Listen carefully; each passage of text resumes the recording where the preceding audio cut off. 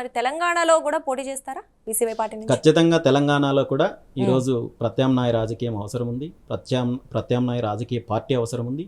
తెలంగాణకు సంబంధించి తొందరలోనే కూడా ఒక మంచి నిర్ణయం తీసుకుంటాము. తెలంగాణలో పార్టీని బలోపేతం చేసే దిశగా ముందుకెళ్తాం. మీ ఫోకస్ ఏ రాష్ట్రం మీద ఎక్కువగా, ఏపీయా తెలంగాణ?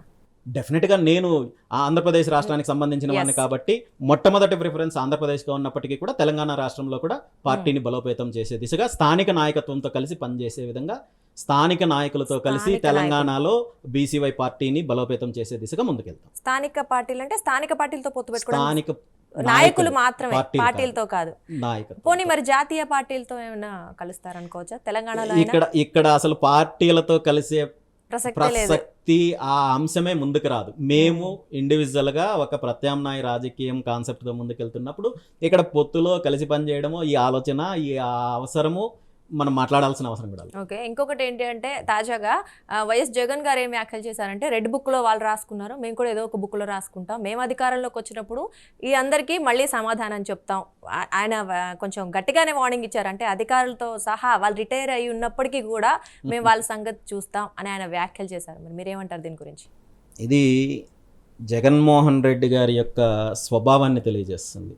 అతనుకున్న దీన్ని పొగరనచ్చా లేదా అహంకారం అనొచ్చా, మరొక్కటి అనొచ్చా, ప్రజాస్వామ్యంలో ప్రజలు అధికారం ఇచ్చినప్పుడు 5 సంవత్సరాల అధికారాన్ని ఉపయోగించుకొని ప్రజల కోసము, రాష్ట్రం కోసము నువ్వు చేసింది ఏమీ లేదు. కానీ ఈరోజు మళ్ళీ కక్ష సాధింపు చర్యలు చేపడతాము, మీ కథ చూస్తామని చెప్తున్నారంటే ఇది ప్రజలు గమనించాలి. అంటే వీళ్ళు అధికారంకి దేనికోసం వస్తున్నారు, అధికారంలోకి ఎందుకు వస్తున్నారు, అధికారంలోకి వచ్చిన తర్వాత ఏం చేస్తున్నారు అనేది ప్రజలు గమనించాలి.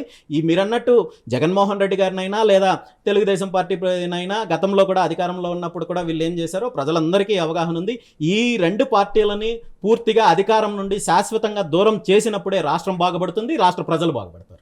అంటే మీరన్నట్లు వాళ్ళ మీద కక్ష సాధింపు చేస్తూ వీళ్ళు చేయడము, వీళ్ళు ప్రజలు అందుకోసం కాదు కదా అధికారం ఇచ్చేది, మీకు కక్ష సాధింపు కోసం కాదు కదా. సో ఆ విషయము వీళ్ళకి ఓట్లు వేసిన ప్రజలు కూడా గుర్తించాలి.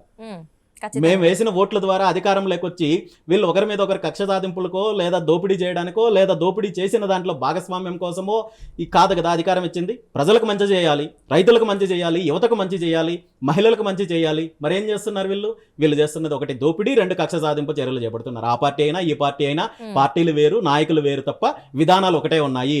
సో దీనికే ప్రత్యామ్నాయం కావాలి ఖచ్చితంగా అండి. ఇంకొకటి ఏంటంటే జగన్మోహన్ రెడ్డి గారు అధికారులు అంటే ఏవైతే నాయకులు కాదు మనం మాట్లాడుకునేది, పోలీస్ ఆఫీసర్స్ అవ్వచ్చు, ఇంకెవరైనా అవ్వచ్చు, అధికారులని ఒక విధంగా బెదిరిస్తున్నారనే మనం చెప్పుకోవాలి. మరి అధికారులు ఏ పార్టీ నాయకులు ఉంటే ఖచ్చితంగా వాళ్ళు చెప్పినట్టు వింటారు. వీళ్ళున్నప్పుడే ఈ విషయము జగన్మోహన్ రెడ్డి గారు అసలు మాట్లాడకూడదు.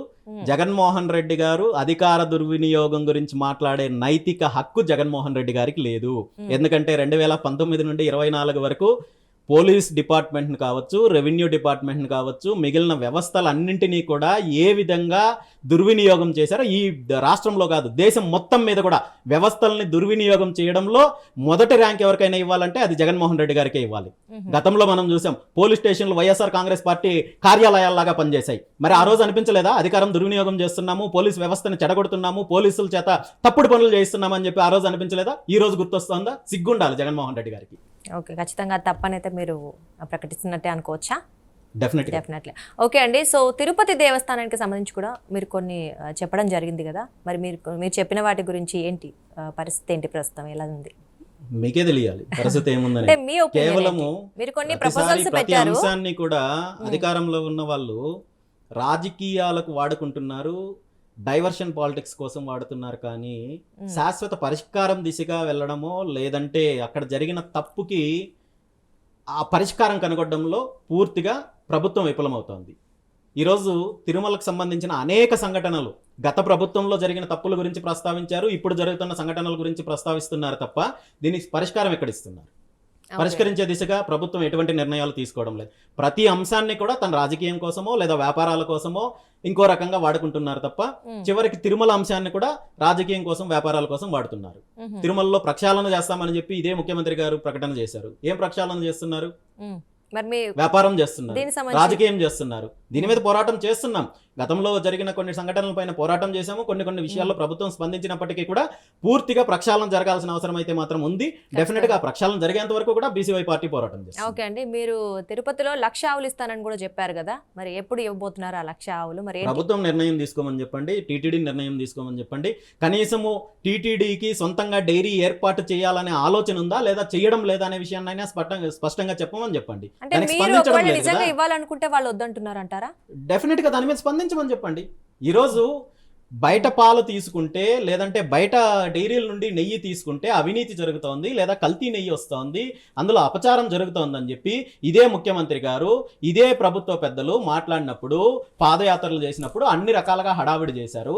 మరి దీనికి శాశ్వత పరిష్కారం కావాలంటే టీటీడీ ఆధ్వర్యంలో సొంతంగా డైరీ ఏర్పాటు చేసి దాని ద్వారా వచ్చే నెయ్యిని స్వామివారి నైవేద్యానికి కావచ్చు, లడ్డు ప్రసాదాలకు కావచ్చు వాడితే దీనికి శాశ్వత పరిష్కారం అవుతుంది అని చెప్పినప్పుడు, దీనికి కావాల్సిన గోవులను సమకూర్చే బాధ్యత నేను తీసుకుంటానని చెప్పినప్పుడు, మేము ఈ దిశగా అడుగులు ముందుకేస్తున్నాము, లేదంటే మేము వేయడం లేదు, మేము వ్యాపారం చేసుకుంటున్నామని చెప్పి ఏదో ఒక విషయము ప్రభుత్వంలో ఉన్న వాళ్ళు చెప్పాలి కదా, టీటీడీ చెప్పాలి కదా. దాని మీద కనీసం స్పందించడం లేదు.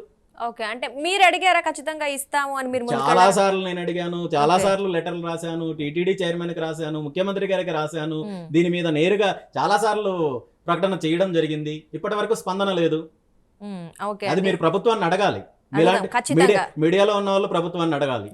ఈ దిశగా ప్రభుత్వం నిర్ణయం తీసుకుంటుందా లేదా, నిర్ణయం తీసుకుంటే మీకు వచ్చే నష్టం ఏంటి? సో దీని మీద ప్రభుత్వం వివరణ ఇవ్వాలి ఖచ్చితంగా.